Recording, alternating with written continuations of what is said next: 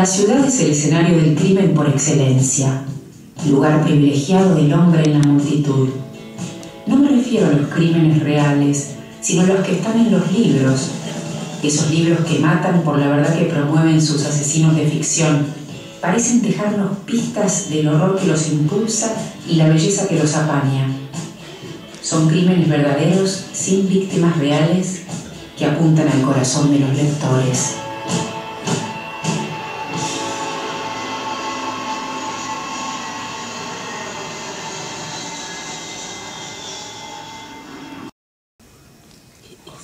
Hola, hola. Vamos a romper el hielo. El whisky es después, romper el hielo fue una metáfora del silencio. Bueno, muy buenas noches. La verdad que estoy contentísima por varios motivos. Supongo que voy a ir enumerándolos a lo largo de la noche. Empiezo por agradecer al espacio, no al espacio infinito borgiano, sino concretamente al Malva, por recibirnos también a ustedes. Realmente nos abrieron las puertas en esto que se llama Malva Literatura, que es una rama del Malva dedicada a las letras. Por eso queremos estar acá y quisimos presentar esta combinación que intentamos hacer con nuestro equipo de realización, que es ver las palabras o escribir las imágenes en estos programas que hace unos años hacemos con el mismo equipo. Y vamos a empezar con la palabra, por supuesto, y con algunos de los invitados que estuvieron en los programas precedentes y en uno que vamos a ver hoy. La conversación o el debate o lo que vamos a tratar de perfilar aquí en estos tiempos donde la realidad cree que se impone, pero la ficción da cuenta mucho mejor de ella. Vamos a hablar, yo le puse una especie de título guía, después por supuesto nos podemos perder en el camino. Vamos a hablar de crimen y ficción para presentar este programa que se llama Libros que Matan. El programa en sí, para los que todavía no lo vieron, hoy lo van a poder ver. Vamos a ver un capítulo estreno después de esta conversación. Libros que Matan. En realidad está pensado como un programa que contenga aquellos libros donde un asesino mata, pero no por compulsión necesariamente. No se trata de un asesino serial, no es un policial, sino que es el asesino que llevamos todos dentro, lamento decirles. El asesino que puede uno devenir, ¿no? Como el propio Meursault del extranjero, es decir, un cambio repentino de identidad donde uno ya deja de ser humano. No, sigue siendo humano y también asesino. Eso es un poco la idea de todo el programa y todos los libros que van a ir viendo a lo largo del ciclo. Por eso me gustaba mucho convocar a los escritores, psicoanalistas que ya estuvieron, o sea, que ya tuvieron experiencia en esto de lidiar con los asesinos de ficción. Y les presento, bueno, a Fernanda García Lao, que está aquí a mi lado, Liliana Ger, Wally Romero y Carlos Dante García.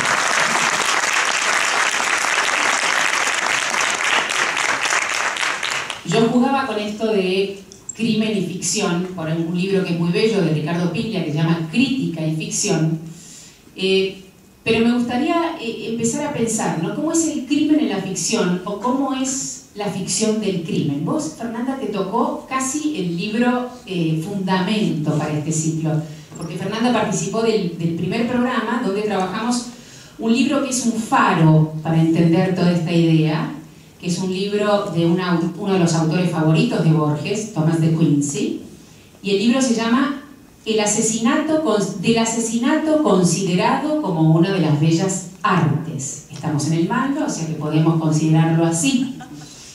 Y Fernanda participó de ese encuentro. A ver. Bueno, siempre es un placer participar porque vos nos obligás a releer clásicos. Y entonces, bueno, uno se enfrenta de nuevo con lecturas que de algún modo lo marcaron. No sé cómo supiste que ese era mi libro. Porque porque después leí la otra serie de libros elegidos para este ciclo, y la verdad que me sentí muy cercana a Thomas de Quincy, que de hecho fue como un descubrimiento muy adolescente, y que me dio ese permiso de decir, no soy la única que tiene esas tendencias, digamos, asesinas, y que es como un lujo, porque es una suerte de entrenamiento en el placer de pensar la muerte ajena. Porque no hay ningún suicida en el libro, ¿no? Siempre es la muerte del otro. Y es un gran deporte, digo, cuando se practica desde ese lugar, ¿no? Donde no hay riesgo. Pero me parece que, bueno, el crimen se instala desde que aparece el teatro, básicamente. No sé si hay algún seleccionado, porque siempre que pienso en crímenes, recuerdo a Tito Andrónico, que es la obra más salvaje de Shakespeare. De hecho, si uno la imagina visualmente, Tarantino es un poroto, ¿no? Hay sangre, violación, vejación, y todos esos elementos tan interesantes para la literatura y tan inmundos en la vida. ¿Cómo sería? Esto es interesante porque no es que queremos hacer ninguna escatología del crimen, sino todo lo contrario, es como casi una rebeldía o una resistencia frente a lo que se ve en quizás canales que tienen que ver más, o creen tener más que ver con la realidad misma. ¿Qué sería el crimen en la ficción?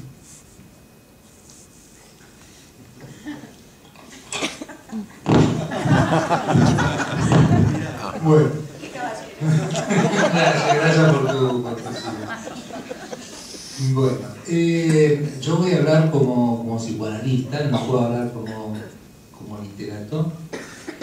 Y el crimen, el matar, es una de las dos cuestiones que en el inconsciente no se inscriben. Esto es, no se inscribe, no se sabe muy bien explicar qué es la muerte y qué es una mujer o la mujer. Entonces, por lo tanto, escribimos sobre la muerte, sobre el matar, como un modo de explicar algo que es inexplicable, que es ese deseo que, como dijo Silvia al principio, o Fernanda antes, que llevamos en nosotros, que es el deseo de matar, que no está presente más que en los seres humanos.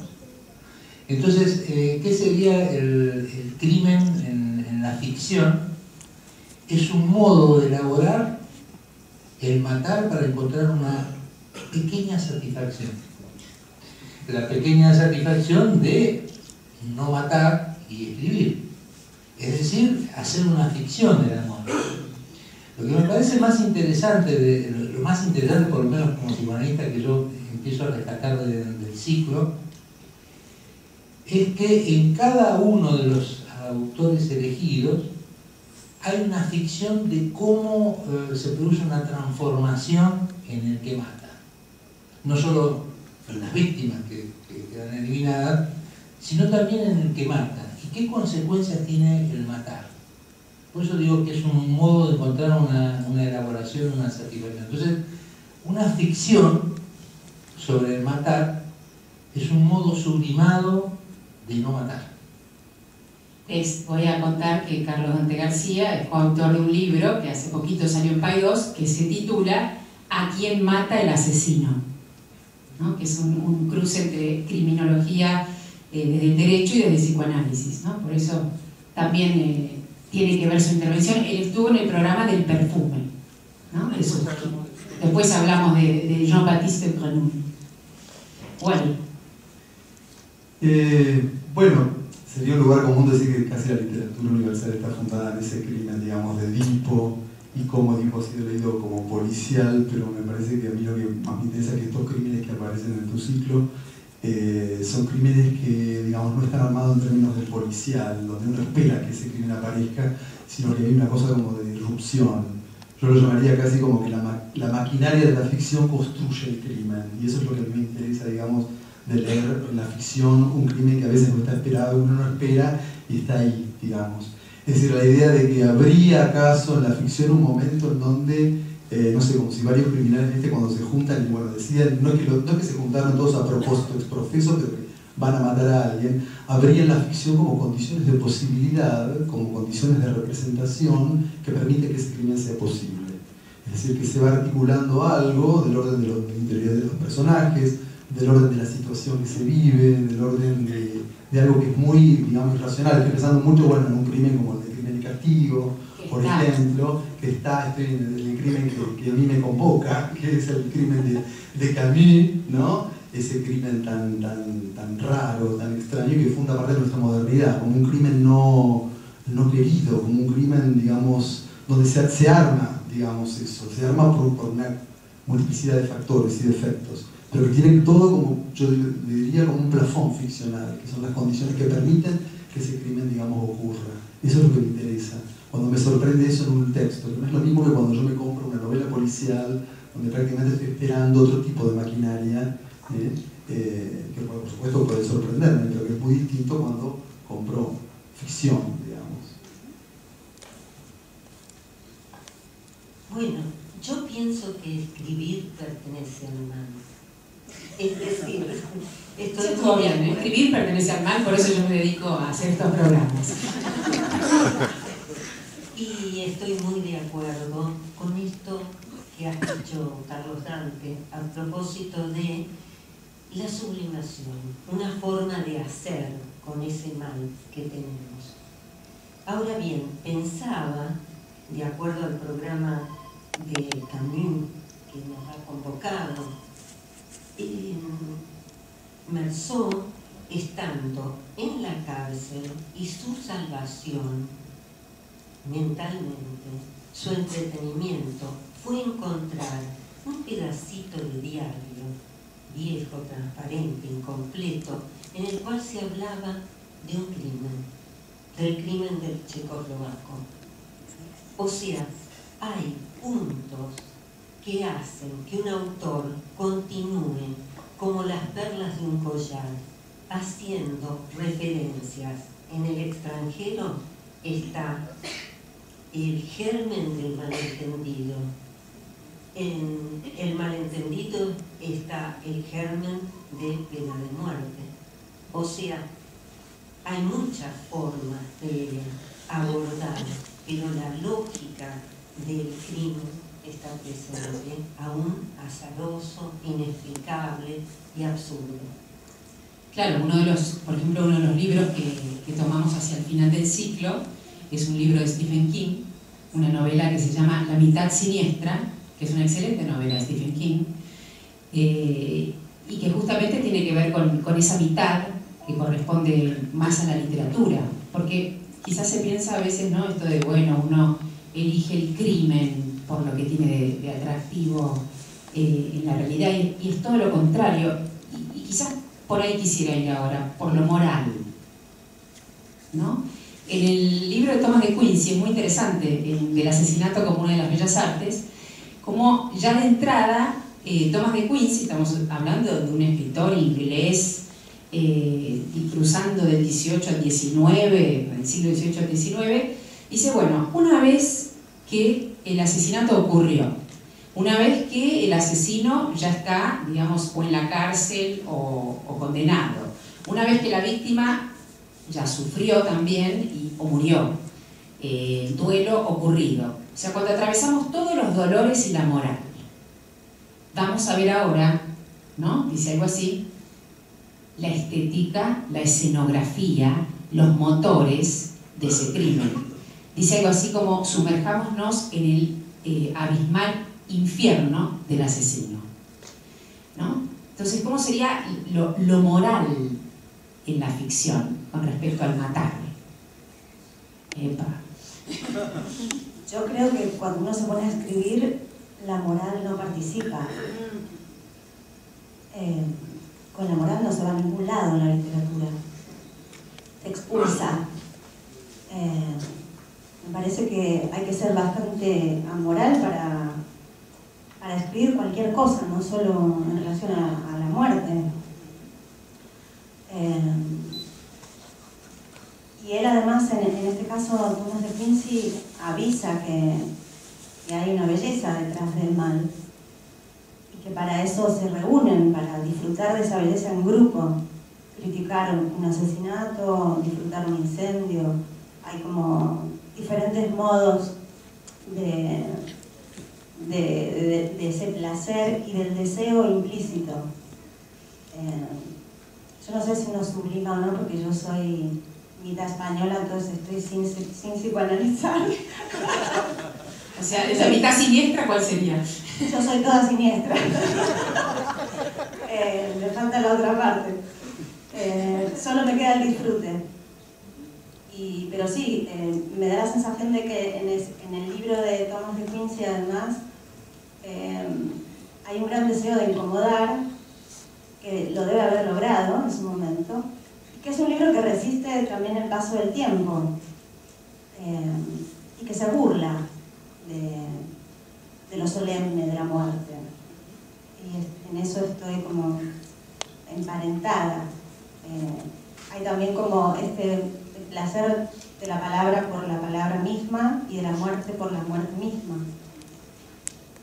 Y creo que eso es lo que lo hace perturbador y encantador a la vez. Tiene también una suerte de ingenuidad, ese disfrute como de niños que juegan a matarse, ¿no? Hay algo infantil, es cierto, en la puesta en escena, ¿no? Sí. No, y hay algo absurdo, digamos, que como dice Fernanda, tiene que está como fuera de la moral, lo absurdo del crimen, digamos, y cómo se provoca esas condiciones que dan, volviendo a lo que había planteado antes del crimen. En el caso, por ejemplo, de Meursault, en el caso del Étranger, es esa cosa, casi una apostasía, una distancia entre la realidad y el sentimiento que lleva a ese acto y que lo vuelve como más misterioso. Por eso me parece que está ajeno de todo lo que tiene que ver con la moral en ese momento, por lo menos, ¿no? En el caso del Étranger es casi una novela que está como partida en el medio por ese crimen, ¿no? Está primero esos ambientes amplios de las playas, del asilo, de la muerte de la madre, digamos, de los amigos, de los compañeros de trabajo. Luego viene el crimen, que rompe, corta eso, ¿no? Hay un momento muy bello de Camus que dice que ese crimen rompe el equilibrio del día, hay una alteración total del orden, ¿no? Y esa absurdidad es el crimen, digamos, en la ficción que me interesa, digamos, sin leer, digamos, los policiales, ¿no? Y luego lo que hay, todo ese mundo cerrado del juicio, casi del teatro del mundo, ¿no? De qué hacer con este crimen, cómo resolverlo, ¿no? Y que aparte, en ese momento un poco ajeno a lo moral y que representa el absurdo, es que aparecen todas las contradicciones del personaje, del que lleva adelante esa acción, digamos. Claro, acá estamos en plena justicia poética, ¿no? Es otra. La verdad también es distinta, ¿no? No es la verdad de la acusación, es otro tipo de verdad la que se juega, ¿no? No, me quedé pensando en lo que decía Fernanda recién, si escribir implica que no haya moral. ¿Por qué necesariamente cuando uno escribe emite juicios? Y los juicios están puestos aún en la dimensión poética. Porque de alguna manera rompe o sigue una regla métrica, hay una dimensión en el escribir. Ahora, me parece que uno se podría preguntar qué es lo que puede aportar ese texto de Perfume, de Susskind, respecto de este tema, el tema de la moral, el escribir y el crimen.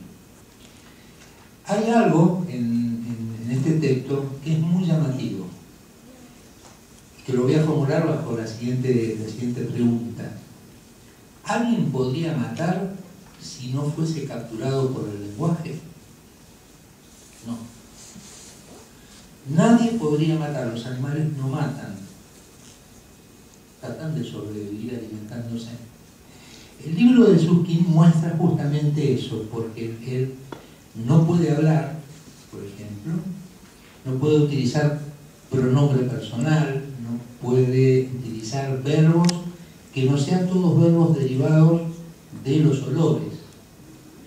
Y por lo tanto, él lo que va a perseguir cuando va a matar, sin saber prácticamente que mata, porque es alguien que no tiene moral. El personaje, la particularidad que tiene es que no tiene moral. Y sería como un asesino de estos modernos que todos los especialistas en criminología se preguntan, pero ¿cómo? Comete el crimen y no le importa nada, y no hay tampoco ninguna transformación subjetiva, ¿no? No son los criminales como aparecen en el extranjero o en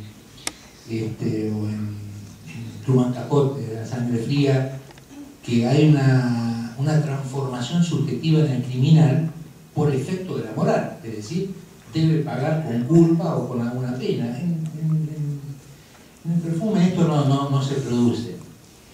Entonces, ¿qué persigue? Persigue el encuentro de un olor que encuentra por primera vez en un ser humano, en una joven. Y ese olor era inédito, no estaba incluido en el lenguaje para él. Entonces, a partir de perseguir esa dimensión del olor a través del lenguaje, va y mata. Pero no tiene conciencia de matar.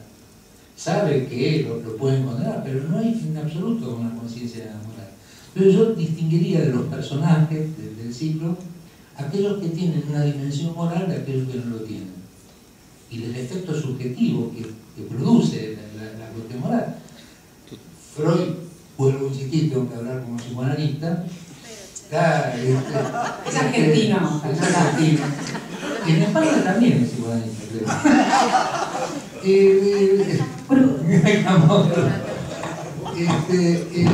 Crimen decía que Freud decía que el criminal comete el crimen por sentimiento de culpa.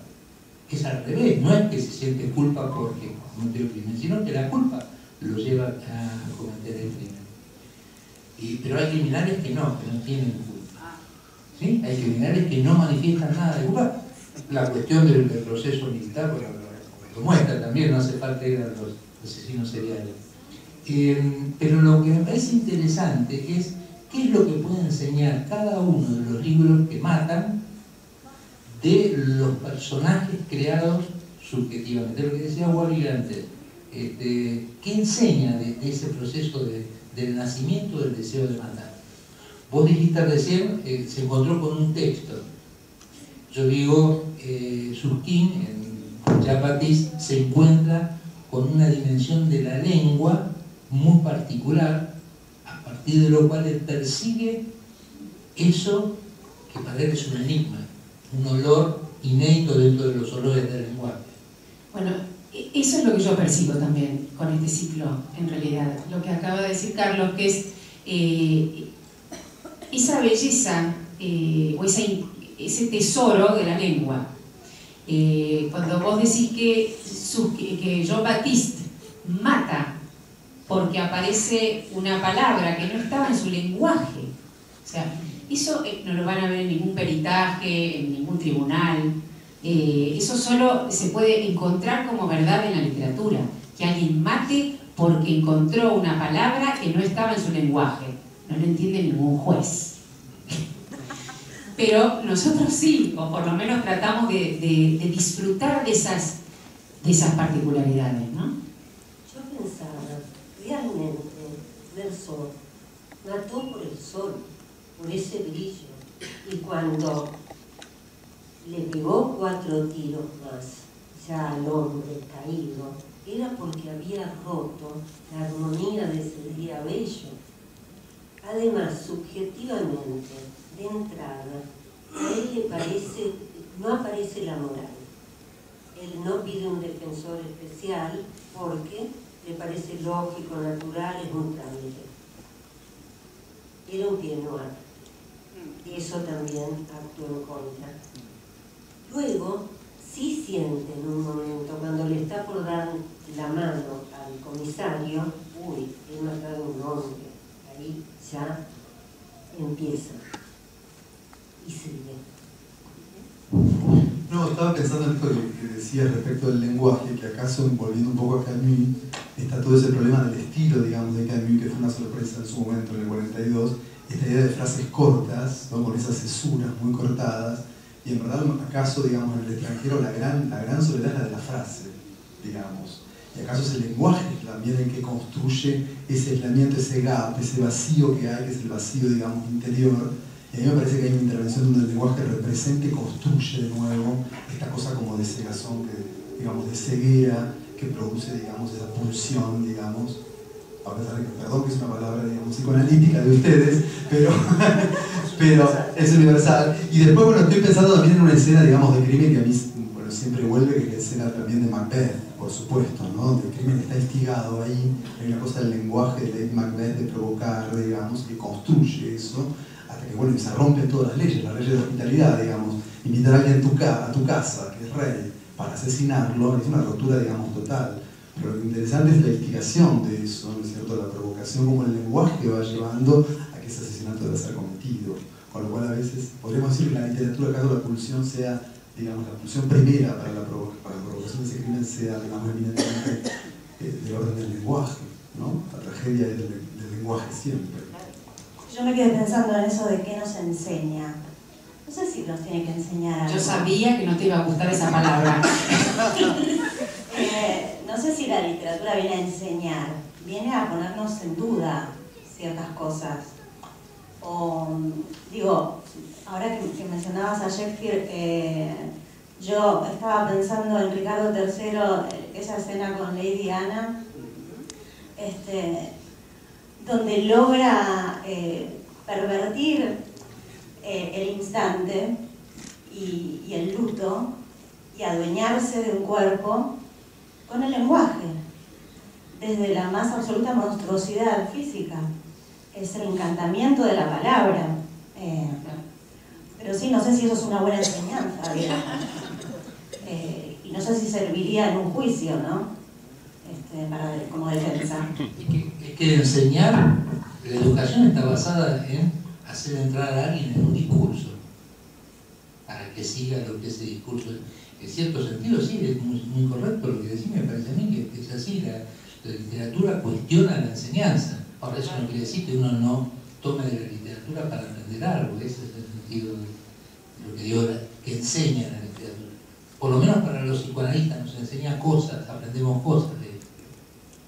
Bueno, la lectura lo que pasa también es como, digamos, uno goza también, ¿no? Es como el permiso de gozar comprendiendo, porque hay una especie se produce un acto extraño, como de comprensión de algo, lo que decía Barthes, ¿no? Que le encantaba en esos momentos cuando está leyendo un libro y de golpe levanta la cabeza. Ese levantar de la cabeza cuando estás leyendo un libro, ¿no? Que no sé si es enseñanza, goce, comprensión o delirio. Yo. Justamente anoche estaba viendo el asesinato de John Lennon y el asesino en esta versión había leído una novela de Carson McCullers y para cometer el crimen realmente estuvo muy guiado por ese personaje. Hizo toda la lectura de John Lennon en función del personaje del Corazón Solitario. No, yo no estoy haciendo este ciclo para que ocurran ninguna de esas cosas raras. Todo lo contrario. Hay un tema quizás para empezar a cerrar y poder compartir juntos el preestreno del programa de mañana, que justamente es el programa que está dedicado al extranjero de Camus.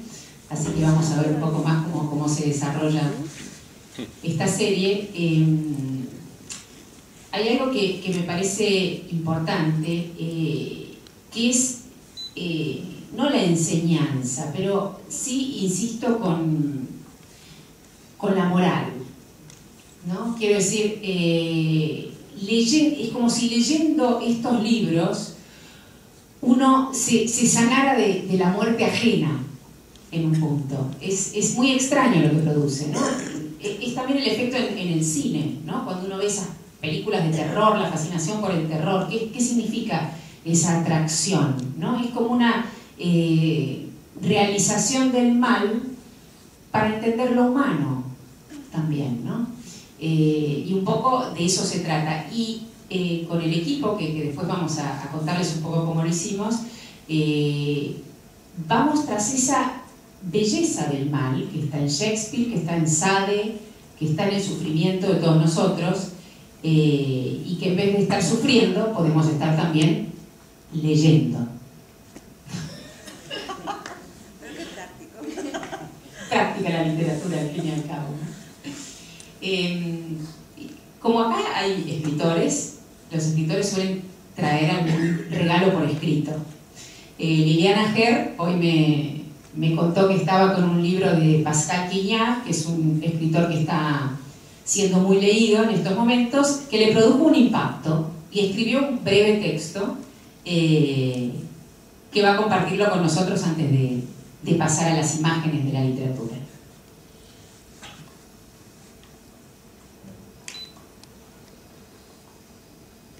Bueno, voy a hablar, sí, de ese libro, de un libro de Pascal Quignard, en el que narra un crimen narrado y vuelto a narrar a través de los siglos.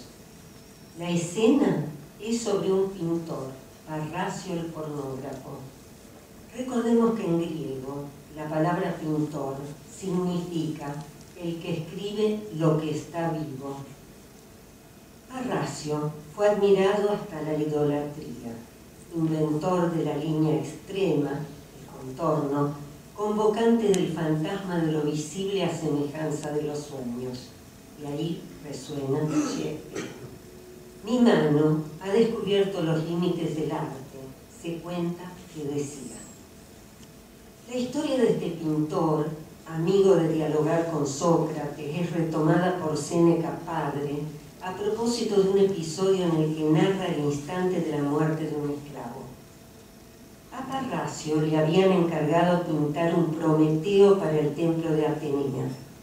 Usó de modelo a un prisionero viejo que había comprado para tal fin, pero la expresión del esclavo no era lo suficiente dolida. Entonces ordenó que lo torturasen. La acción era pública, la piedad de quienes observaban la escena también.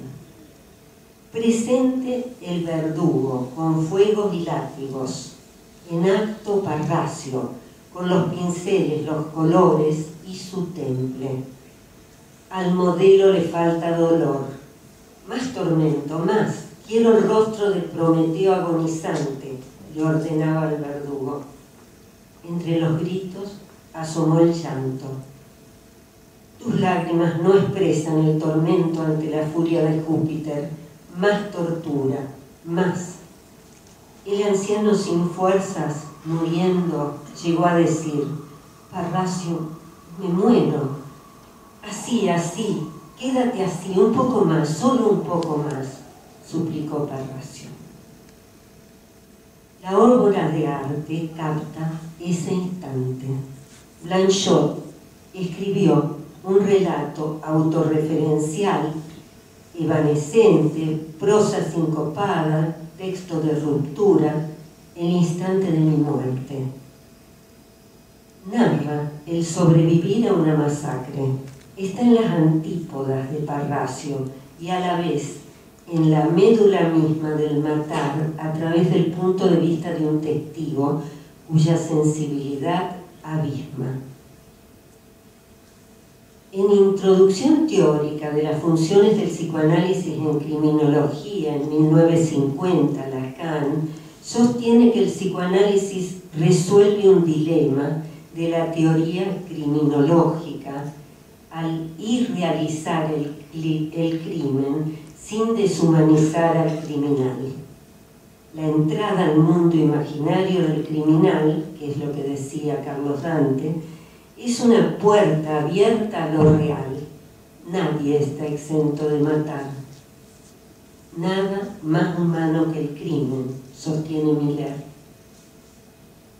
Si el coito es un acto político, como afirma Pasolini en Escritos Corsarios, el crimen entra en la misma categoría. La letra vuelve a consumar el coito y el crimen ante el lector, porque no se inscriben. El suspenso está en el ritmo, la morosidad, el arrebato.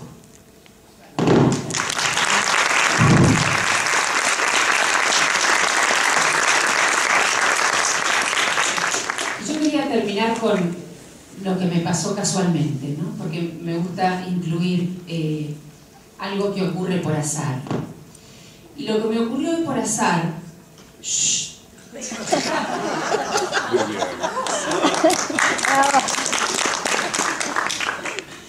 se regocijen con la palabra. No, obviamente es todo con amor. El amor a las palabras y a quienes las tienen y sostienen. Que El azar, al que hacía referencia, es un libro que me dieron hoy, azarosamente, en un encuentro, que es este pequeño libro, como si me lo hubiera entregado el destino para el día de hoy. Y es un libro que viene de la realidad a decirle algo a la literatura. O sea, es como si, bueno, vamos a presentar este ciclo donde la literatura intenta decirle algo a la realidad, y a mí hoy me detienen en la calle y me dan un libro donde la realidad le quiere decir algo a la literatura. Este libro se llama Las armas.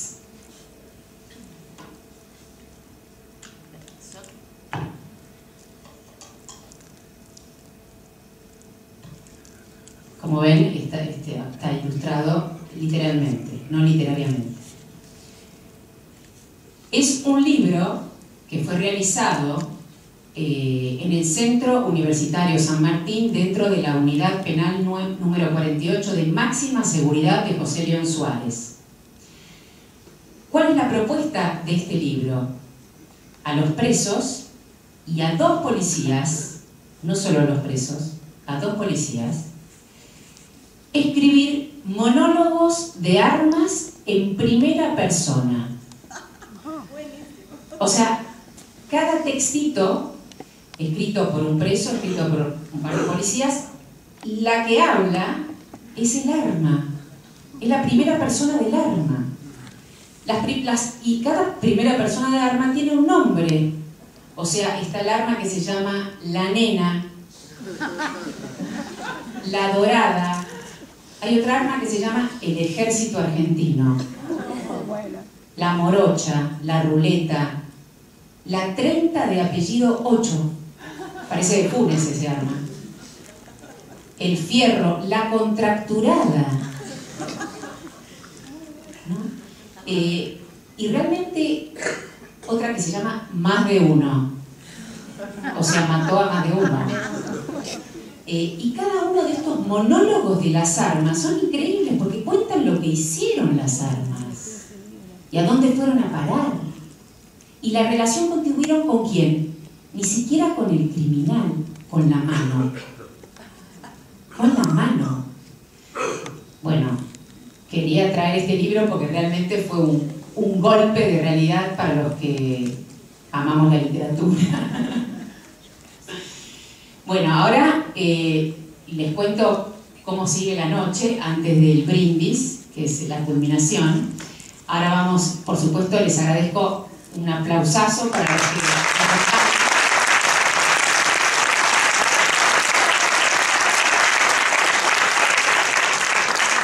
grandes escritores y grandes psicoanalistas también.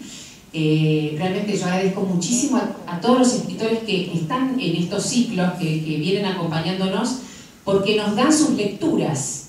No es que vienen a traer su librito o a promocionar lo propio, sino promocionar su goce más íntimo, que es el de sus lecturas. Y es un placer compartir los textos en estos encuentros, ¿no?